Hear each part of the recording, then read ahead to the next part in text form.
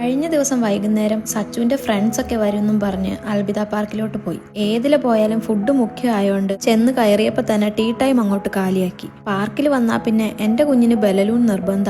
പറയാനറിയില്ലാത്തോണ്ട് ഞങ്ങൾക്ക് ബലൂണിന് ഒരു ലാ കൂടുതലുണ്ട്.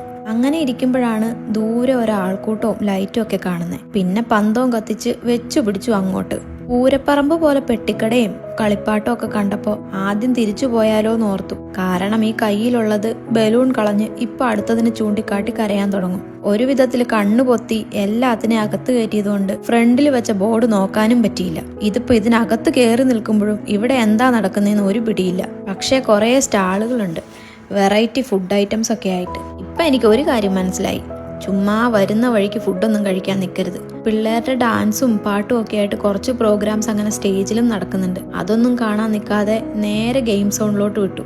സച്ചും ഫാദിലും അവരുടെ വഴിക്ക് പോയി, പാച്ചുവിനെ അവന്റെ വഴിക്കും വിട്ടു. ഇവിടെ ടിക്കറ്റിനാണെങ്കിൽ 30 രൂപ അരമണിക്കൂറിന്. കൊച്ചിന്റെ കൂടെ കയറിക്കോട്ടെ എന്ന് ചോദിച്ചപ്പോൾ പൊക്കോളാൻ പറഞ്ഞു. അപ്പൊ പിന്നെ ലാഭമായല്ലോ. 30 രൂപ കൊടുത്തതല്ലേ, ഞാനും മാക്സിമം മുതലാക്കി. എറിഞ്ഞു പിടിപ്പിക്കാനുള്ള കഴിവൊന്നും എനിക്കില്ലാത്തതുകൊണ്ട് ഞാൻ ഈ പരിപാടിക്കൊന്നും നിന്നില്ല. ടോസ് ഇട്ട് എറിയാൻ പോയവന്മാരാണെങ്കിൽ തോറ്റ് തുന്നം പാടി തിരിച്ചും പോന്നു.